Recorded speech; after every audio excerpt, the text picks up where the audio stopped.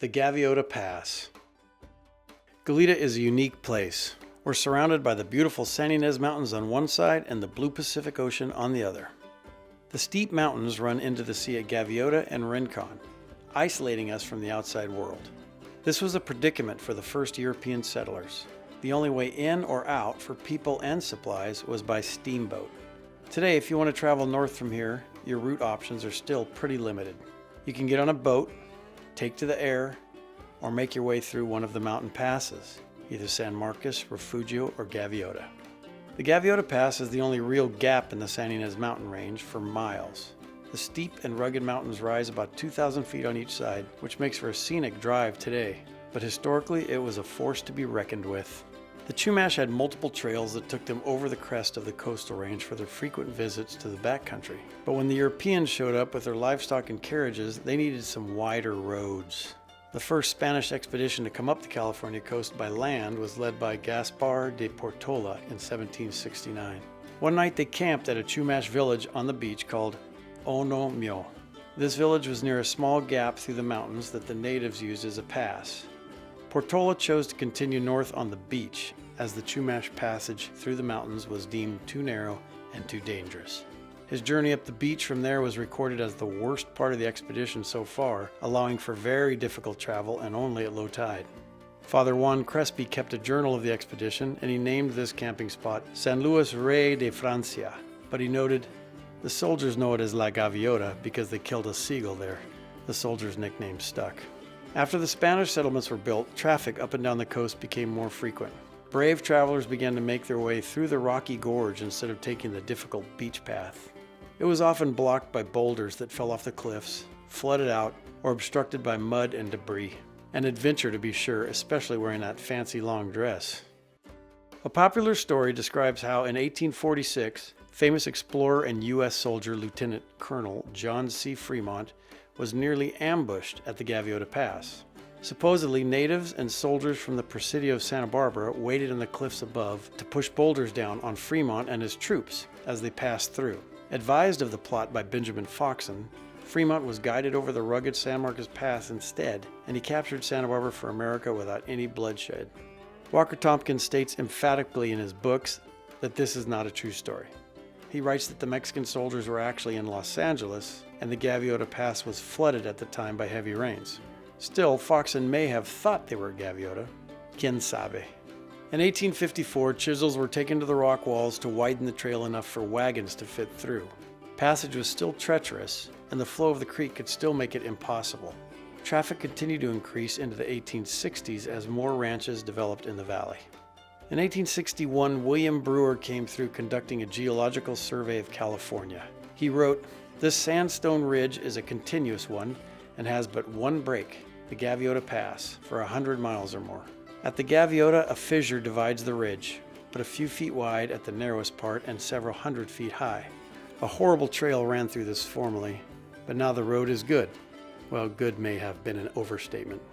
The earliest travelers made note of the large overhanging rock on the west side of the pass that resembled an Indian head watching over the pass. It's still there today, hanging over the southbound lanes. In 1861, dynamite was used to widen the pass, and the first country road was finished with a wooden bridge over the Gaviota Creek. Despite the improvements, heavy winter weather could still shut down the new road. The Gaviota Pass became heavily used by the overland stagecoaches, and relay stations began to pop up along the route. This was an ideal ambush spot for notorious thieves and outlaws who would prey on the stagecoaches and lone travelers. These bandits were the reason that folks traveling through Gaviota were usually well armed and especially cautious. In 1875, the Dibley and Hollister families built a wharf at Gaviota Beach they called Port Orford. The 1,000-foot wharf was used to ship out wool, livestock, lumber, and grain on steamships. It was also a great place to take the family fishing. Check out those fishing poles.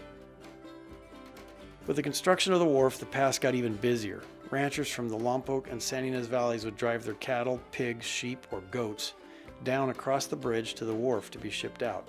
Pity the traveler that arrived at the Gaviota Bridge when a herd was being driven through. That would be a long wait before they could resume their journey. With the turn of the century, motorized vehicles began making their way through the pass. They went faster and had more delicate tires than wagons, so the roads needed another upgrade. In 1915, the State Division of Highways took control of the road, graveling, straightening, and widening it. The wooden bridge was replaced by a steel suspension bridge. Meanwhile, the Stone Indian kept a sharp eye on the changes. 1931 brought more improvements to the pass. The road was again widened, straightened, paved, and a new concrete bridge replaced the steel bridge. This alignment serves as a southbound lane of the freeway to this day. During construction of the concrete bridge, there was some concern about the Stone Indian rock hanging over the west side of the new road. Experts recommended its removal for safety reasons. But folks protested the destruction of the iconic rock, and after some safety modifications were made, the Stone Indian head was allowed to remain. This photo from the 1930s has the handwritten inscription, "Indian Head Rock, Gaviota Pass." The two black lines in this photo from the 1900s show two rock features that are still here today, the boulder on the left and the Stone Indian on the right. The red lines show those same formations as they look today. For about 20 years, the Gaviota Pass looked like this, a narrow, two-lane highway. After World War II, attention was turned to improving the coast highway. This was a very important part of that highway, as it was the only pass on the coast from south to north. Faster-moving cars demanded more room on the road, so something had to be done to widen this gap. Rather than further widening the pass by removing massive amounts of rock from the mountainside, a tunnel was holed through on the east side of the gap, starting in 1952. The tunnel could only be bored out from the south side because there was no safe way to remove the dirt and rock from the north end. Heavily loaded trucks crossing the existing highway on the blind corners to the north was way too dangerous. The lights in the tunnel were the first power lines in Gaviota Valley. The tunnel is 435 feet long, 35 feet wide, and 18 feet high. The walls contain 18 inches of cement. The Gaviota Tunnel was completed in May 1953. And she was a beauty. Locals still recall seeing ladders high up on the cliffs that they say were left behind by surveyors. These gradually disintegrated, but they were there at least into the 1970s when some young daredevils reportedly climbed them. The view was great, recalled one. The condition of the ladder? Sketchy. The Gaviota Tunnel has had its share of Hollywood fame, featured in The Graduate, Wayne's World 2, and Sideways. In the first two films, the actors travel the wrong way through the tunnel, supposedly heading southbound. In the popular video game Grand Theft Auto V, a beautiful representation of the tunnel is known as the Braddock Tunnel.